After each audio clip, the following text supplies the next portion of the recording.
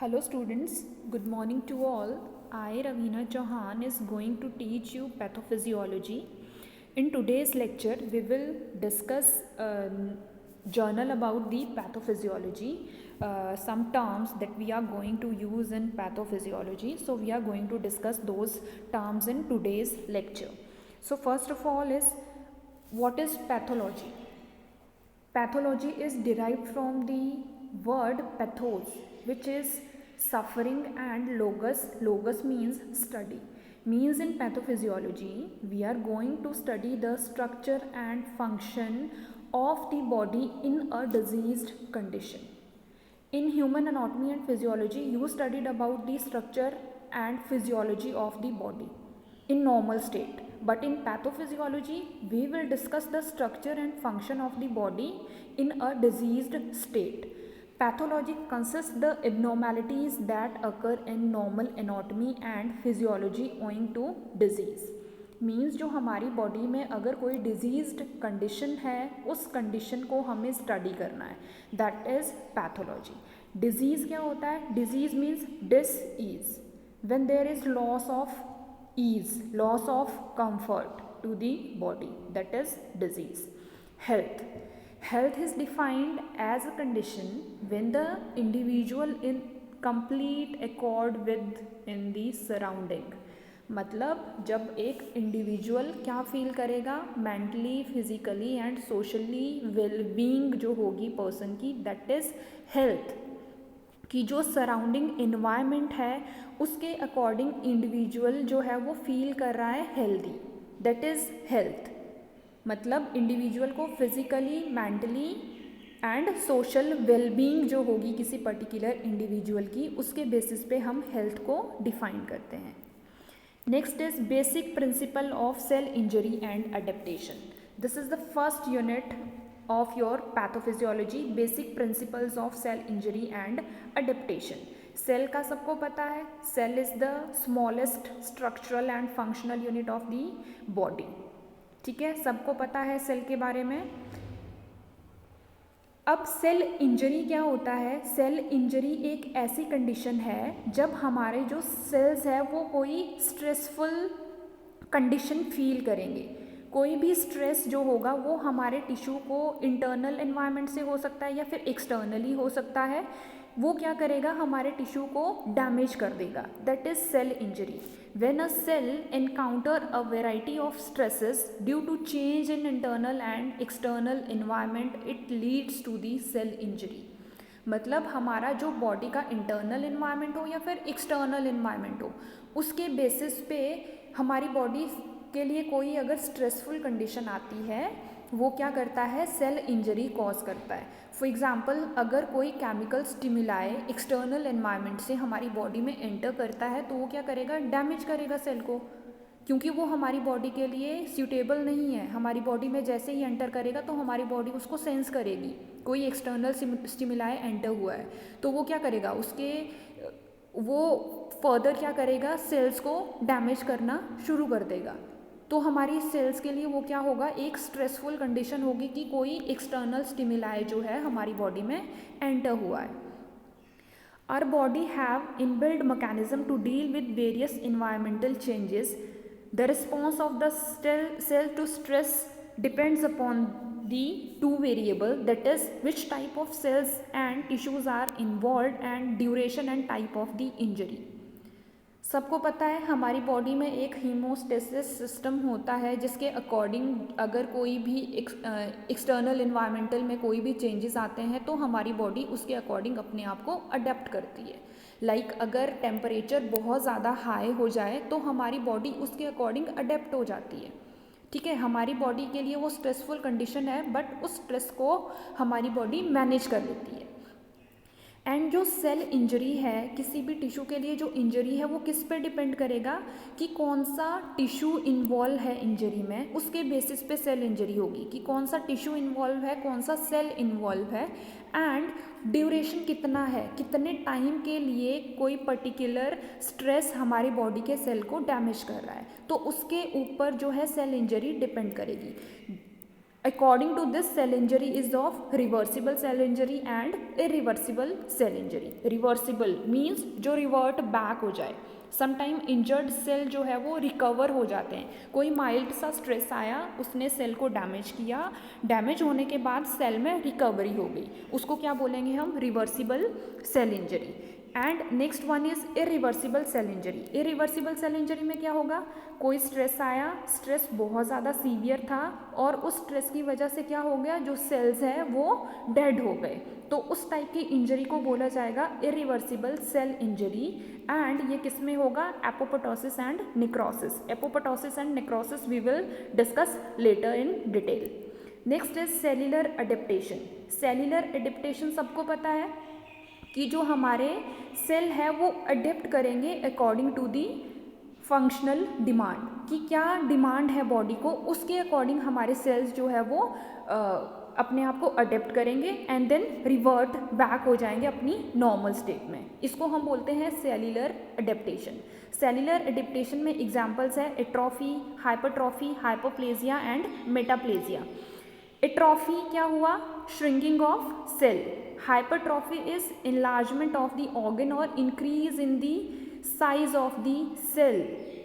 Hypertrophy में size of the cell increase करेगा. एक टर्म है हाइपोप्लेजिया, यहाँ पे क्या हो रहा है? नंबर ऑफ सेल्स इंक्रीज करेंगे. तो दोनों ये टर्म्स क्या है? डिफरेंट है. एक में क्या हो रहा है? सेल का साइज बढ़ रहा है एंड दूसरे में क्या हो रहा है? जो नंबर ऑफ सेल्स है वो इंक्रीज हो रहे हैं. Next is metaplasia. This is abnormal change in the nature of the tissue. तो ये क्या है? ये ऐसे कंडीशंस हैं जहाँ पे जो हमारा बॉडी है वो अडेप्ट कर रहा है अकॉर्डिंग टू द इन्वायरमेंट. उस इन्वायरमेंट के अकॉर्डिंग अडेप्ट कर रहा है एंड देन कोई भी जो भी नीड होगी, जब वो नीड पूरी हो जाए उसके बाद ये सेल्स रिवर्ट हो जाएंगे अपनी नॉर्मल कंडीशंस पे, नॉर्मल स्टेट्स पे. Causes of cell injury. There are various causes that are associated with the cell injury that may be genetic and may be acquired. अगर हम acquired causes की बात करें, it include hypoxia and ischemia. Hypoxia is a condition when there is decreased in oxygen to the tissue, and ischemia is a condition when there is decreased blood flow toward a particular tissue. Physical agents, chemical and drugs, microbial agents, immunological agents, nutritional agents, psychological factors, idiopathic diseases, aging and genetic factors. तो ये क्या है? ये factors है जो cell injury cause करते हैं, causative agents हैं सेल इंजरी के लिए. वन बाय वन हमें ये डिस्कस करने हैं. First is hypoxia and ischaemia. Hypoxia मैंने पहले ही बोला क्या है? Deficiency of oxygen. जब ऑक्सीजन की बॉडी में डेफिशिएंसी होगी दैट इज हाइपोक्सिक कंडीशन. जो ये हाइपोक्सिया है it is the most important cause for the cell injury and cell death. अब ये हाइपोक्सिया कैसे होगा? इसके लिए रीज़न क्या होगा? इस्कीमिया. मीन्स अगर इस्कीमिक स्टेट है, इस्कीमिक स्टेट में क्या होगा? किसी पर्टिकुलर ऑर्गन के लिए, टिश्यू के लिए ब्लड सप्लाई प्रॉपर नहीं है. अगर उस ऑर्गन के लिए प्रॉपर ब्लड सप्लाई नहीं है तो मीन्स उस टिश्यू पे ऑक्सीजन की भी डेफिशिएंसी हो जाएगी. तो अगर इस्कीमिक कंडीशन है तो उसकी वजह से क्या हो रहा है? हाइपोक्सिया हो रहा है. हाइपोक्सिया में result from following: reduced supply of the blood to the cell due to interruptions, that is ischemia. Ischaemic condition है, ब्लड सप्लाई नहीं है प्रॉपर ऑर्गन के लिए, तो वहाँ पे ऑटोमेटिकली क्या होगा? ब्लड में ऑक्सीजन है. अगर ब्लड सप्लाई ही किसी पर्टिकुलर ऑर्गन के लिए नहीं होगा तो वहाँ पे हाइपोक्सिक कंडीशन हो जाएगी. Ischaemia cause faster injury than the hypoxia. For example myocardial ischaemia as a result of coronary artery atherosclerosis.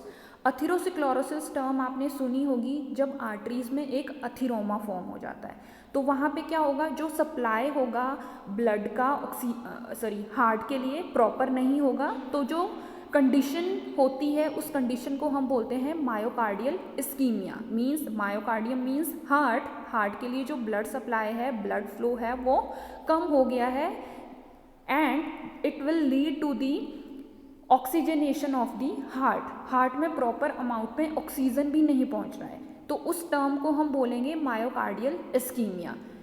This myocardial ischaemia occurs due to the arteriosclerosis or atherosclerosis. This is the reason for this myocardial ischemia. Next is physical agent. Various physical agents are also responsible for the cell injury. For example, heat, cold, radiations. These also leads to the stress to the cell and ultimately leads to the cell injury. Next is chemical agents and drugs. बहुत से chemical agents हैं जो cell injury cause करते हैं। For example कोई भी chemical poison हो, cyanide, arsenic, mercury, strong acids and alkalis, environmental and air pollution, oxygen at high concentration, alcohol, narcotic drugs, ये सारे के सारे केमिकल एजेंट्स एंड ड्रग्स हैं जो क्या करते हैं, सेल इंजरी कॉज करते हैं। Microbial agents, there are certain microbes like viruses, fungi, protozoa, bacteria, ये भी क्या करते हैं, हमारी बॉडी में इन्फेक्शन कॉज करते हैं। इन्फेक्शन कैसे होगा, जो हमारे सेल्स है वहाँ पे ये इंजरी कॉज करेंगे जब ये इन्वेड होंगे inside the body and it will lead to the cell injury. For example tuberculosis. Tuberculosis में क्या होता है, हमारे लंग्स में इन्फेक्शन होता है, तो वो किसकी वजह से हो रहा है, इन माइक्रोब्स की वजह से होता है। एंड जब वो माइक्रोब एंटर करता है बॉडी में, माइकोबैक्टीरियम ट्यूबरक्यूलोसिस जब एंटर करता है बॉडी में, तो वो क्या करता है, लंग्स को डैमेज करना शुरू कर देता है। लंग्स में इन्फेक्शन होता है, मीन्स वहाँ पे लंग्स में जो सेल्स हैं वहाँ पे सेल इंजरी हो रही है। And another one is influenza virus. जो इन्फ्लुएंजा वायरस है ये क्या करता है, जो हमारा रेस्पिरेटरी ट्रैक है वहाँ पे जो म्यूकोजल मेम्ब्रेन है डैमेज कॉज करना शुरू कर देता है। तो मीन्स ये जो इन्फ्लुएंजा वायरस है ये क्या कर रहा है, रेस्पिरेटरी ट्रैक में जो म्यूकोजल सेल लाइनिंग है उनको डैमेज कर रहा है। Next immunological agents. Immune system का सबको पता है, जो हमारा इम्यून सिस्टम है that is helpful for the against the, कोई भी आपका एंटीजन बॉडी में एंटर करेगा तो हमारा इम्यून रिस्पॉन्स आएगा उस एंटीजन को किल करने के लिए। बट समटाइम्स क्या होता है, इम्यून रिएक्शंस हो जाते हैं और जो हमारा इम्यून सिस्टम है वो बॉडी के अपने सेल्स को ही डैमेज करना शुरू कर देता है। ये कैसे होता, कब होता है, जब हाइपर सेंसिटिविटी रिएक्शंस होते हैं। For example thyroid damage cause by auto antibodies. जो हमारे ऑटो एंटीबॉडीज़ है मीन्स जो हमारे अपने बॉडी के एंटीबॉडीज़ है कब जनरेट होंगे, जब इम्यून सिस्टम एक्टिवेट होगा। इम्यून सिस्टम क्या करेगा, जो थायराइड है उसके अगेंस्ट ही हमारी बॉडी में एंटीबॉडीज़ बनना शुरू हो जाएगी और वो हमारे थायराइड को डैमेज करना शुरू कर देगा। तो आपका इम्यूनोलॉजिकल सिस्टम भी रीज़न हो सकता है सेल इंजरी का। Nutritional imbalance. न्यूट्रिशनल इम्बैलेंस का सबको पता है, जो हमारी न्यूट्रिशनस डाइट होती है वो एक प्रॉपर डाइट होना चाहिए। अगर बहुत ज़्यादा एक्सेस में होगा या फिर बहुत ज़्यादा डेफिशिएंट होगा this may lead to the cell injury. For example अगर हम लिपिड एक्सेस में ले रहे हैं तो क्या हो रहा है, एथेरोस्क्लेरोसिस हो रहा है एंड ओबेसिटी हो रही है। या फिर अगर कोई डाइट में डेफिशिएंट है तो क्या हो जाएगा, माल न्यूट्रिशन हो जाएगा। तो न्यूट्रिशनल इम्बैलेंस भी क्या कॉज करेगा, सेल इंजरी कॉज करेगा। Psychological factors, there are various problems like alcoholism, drug addiction, smoking. ये सारे के सारे ड्रग एडिक्टिव जो प्रॉब्लम्स है ये भी हमारे सेल इंजरी के साथ एसोसिएट करते हैं। फॉर एग्जाम्पल लीवर डैमेज होता है अगर बहुत ज़्यादा किसी कोई अल्कोहलिज्म हो या फिर किसी को ड्रग एडिक्शन हो, तो वो हमारे क्या कर रहा है, लीवर को डैमेज कर रहा है। लंग कैंसर्स होते हैं, पेप्टिक अल्सर्स, कार्डियोवैस्कुलर डिजीजेस, ये किसके साथ एसोसिएटेड है, alcoholism, drug addiction and smoking के साथ। तो ये जो फैक्टर्स है these are also responsible for the cell injury. Next is idiopathic disease. This is important, ये टर्म कभी कभी एग्जाम में भी पूछा जाता है। Idiopathic disease is a disease for which exact cause is not known. Idiopathic diseases कौन से होते हैं, जहाँ पे हमें एग्जैक्ट कॉज डिजीज का पता नहीं है। फॉर एग्जाम्पल कैंसर, कैंसर का जो पॉजिटिव एजेंट है is still unknown. Ageing, with in the ageing जो आपका एबिलिटी होती है सेल की रेप्लिकेट करने की, रिपेयर करने की वो डेफिशिएंट हो जाती है एंड इसके साथ क्या हो जाता है, सेल डेथ हो जाती है। फॉर एग्जांपल अगर हमारे सेल को कोई डैमेज हुआ है एंड एजिंग कंडीशन है तो वहाँ पे जो रिपेयर होगा सेल का वो स्लोली होगा या तो होगा ही नहीं। अगर रिपेयर नहीं होगा तो क्या होगा, सेल इंजरी हो गई है और सेल डेथ हो जाएगी।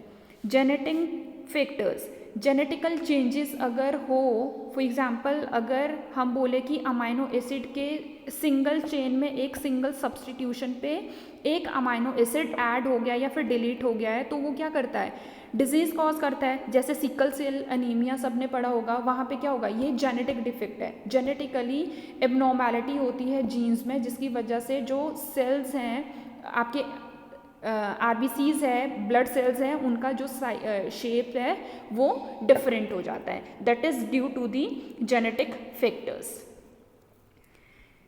Next is homeostasis.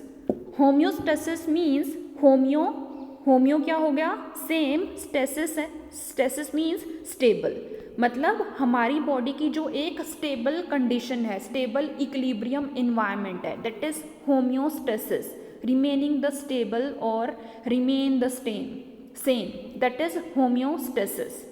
It is a process in which each of the body's biochemical or physiological variables was maintained within a narrow set point range. सबको पता है body temperature, pH, oxygen level, sodium, calcium, glucose, जो ये level रहते हैं ये एक setup point के अकॉर्डिंग रहते हैं। हमारा बॉडी टेम्परेचर 37 डिग्री सेल्सियस उतना ही रहता है तो वो क्या है, हमारे बॉडी की एक हीमोस्टेसिस कंडीशन है। तो इस हीमोस्टेसिस को हमारी बॉडी पर्टिकुलरली रेगुलेट करती रहती है। जैसे ही एनवायरमेंटल चेंजेस होते हैं, एक्सटर्नल एनवायरनमेंट में चेंजेस होते हैं तो हमारी बॉडी उन चेंजेस को अडेप्ट करके इस होम्योस्टेसिस को मेंटेन करके रखती है।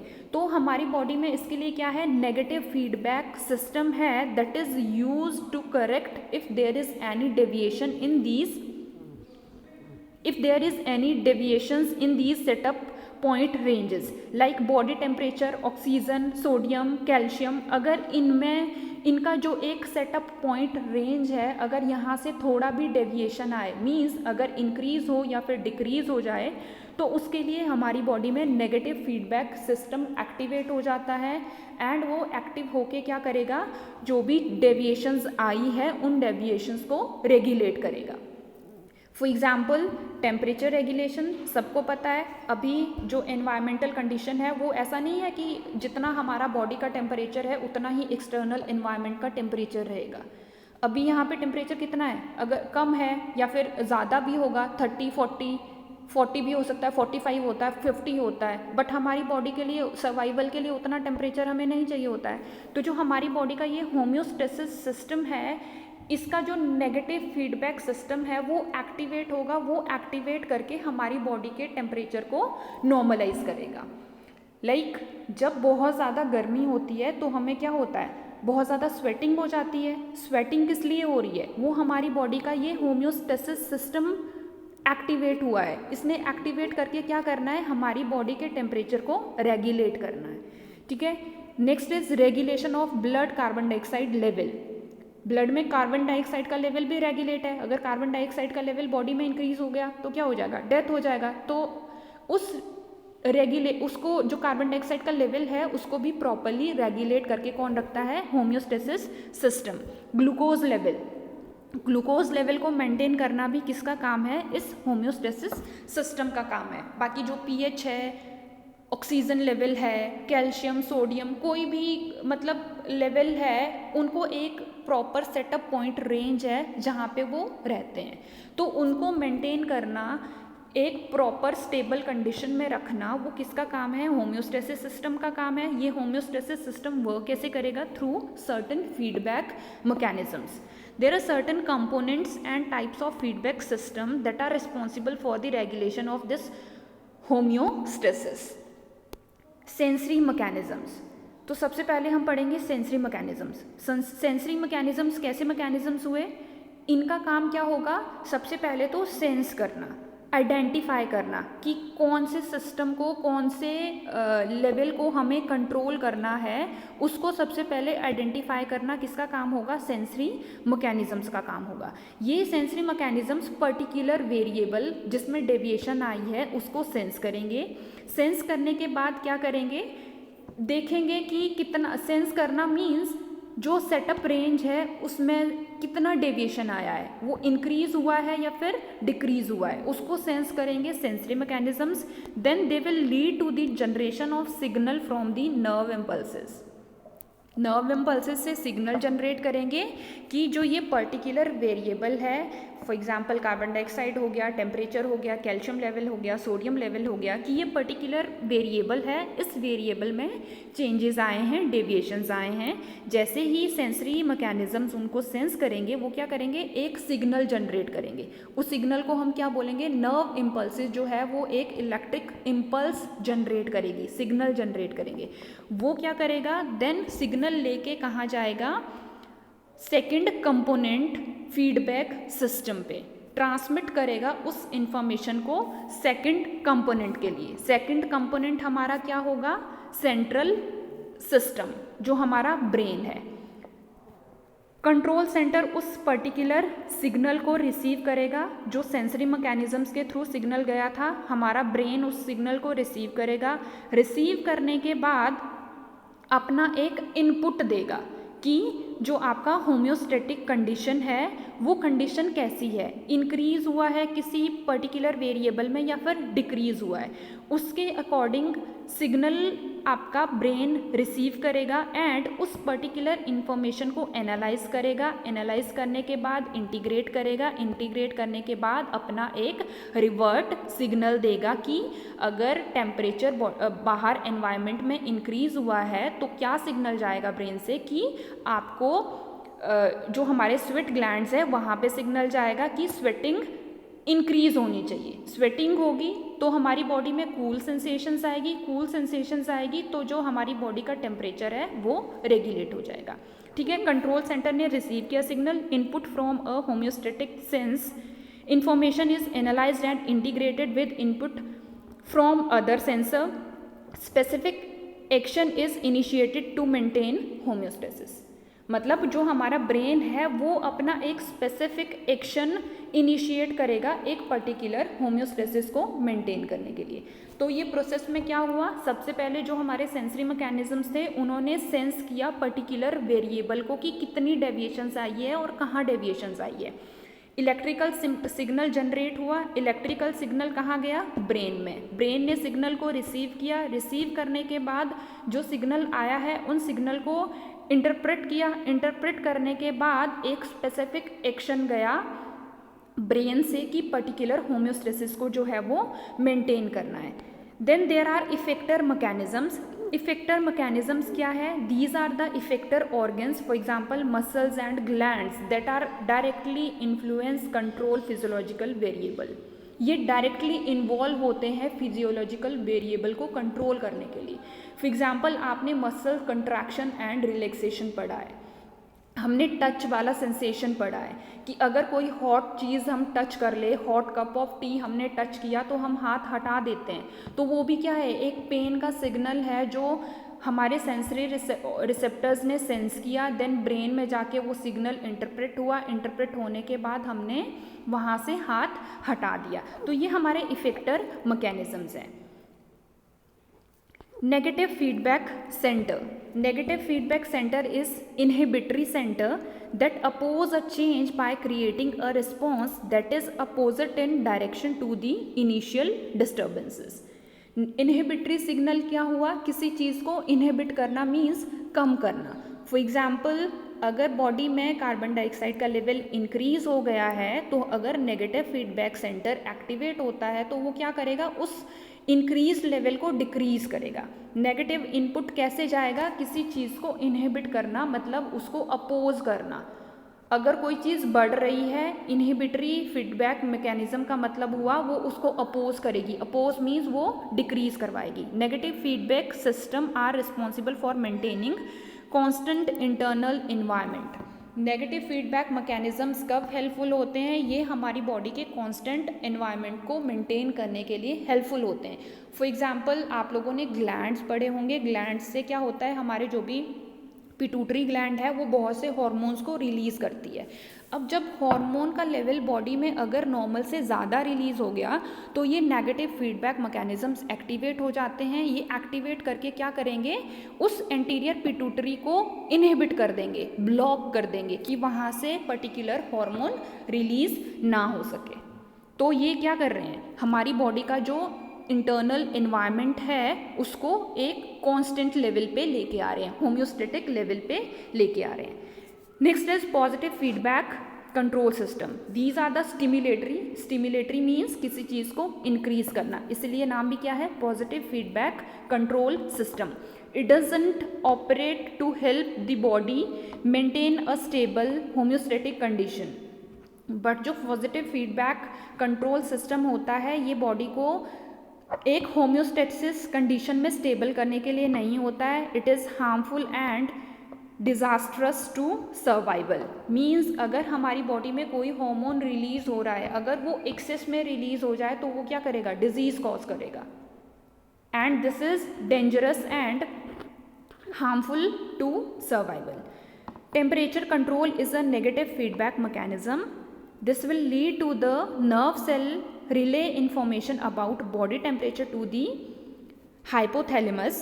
जैसे ही हमारी, अब हम एग्जाम्पल किसका ले रहे हैं, टेम्परेचर कंट्रोल का। टेम्परेचर कंट्रोल क्या है, हमारी बॉडी का नेगेटिव फीडबैक मैकेनिज्म है। फॉर एग्जाम्पल हमारी बॉडी का टेम्परेचर जो है वो इंक्रीज हो गया है, तो ये इन्फॉर्मेशन कहाँ जाएगी, जो नर्व सेंसरी सेल्स है वो उसको सेंस करेंगे, टेम्परेचर को सेंस करेंगे।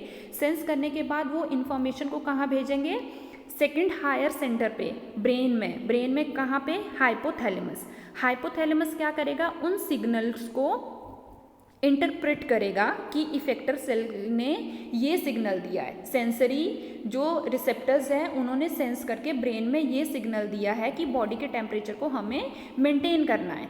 इफेक्टर सिग्नल क्या करेंगे, फर्दर स्वेट ग्लैंड की साइड जाएंगे। स्वेट ग्लैंड्स को क्या सिग्नल देंगे कि बॉडी टेम्परेचर को एक होम्योस्टेटिक कंडीशन पे लेके आना है, रेगुलेट करना है। तो स्वेट ग्लैंड क्या करेगा, स्वेटिंग करवाएगा। स्वेटिंग होगी तो हमारी बॉडी में कूल सेंसेशन होगी एंड फर्दर वेसोडाइलेशन होगा। वेसोडाइलेशन जितना ज़्यादा होगा, vasodilation is dilation of blood vessels, vessels dilate करेगी एंड जो स्वेटिंग है वो और ज़्यादा इंक्रीज हो जाएगी। जितना ज़्यादा स्वेटिंग होगी उतना ज़्यादा हमारी बॉडी के लिए कूल सेंसेशंस आएगी एंड जो हमारी बॉडी है वो हीट रिलीव करना शुरू कर देगी। Body give of more heat, जितनी ज़्यादा स्वेटिंग होगी उतना ज़्यादा कूल सेंसेशन होगा और हीट पास आउट होगा बॉडी से। This is all about the feedback mechanisms and homeostasis. इससे रिलेटेड कोई भी क्वेरी है आप मुझे भेज सकते हो। Okay, thank you.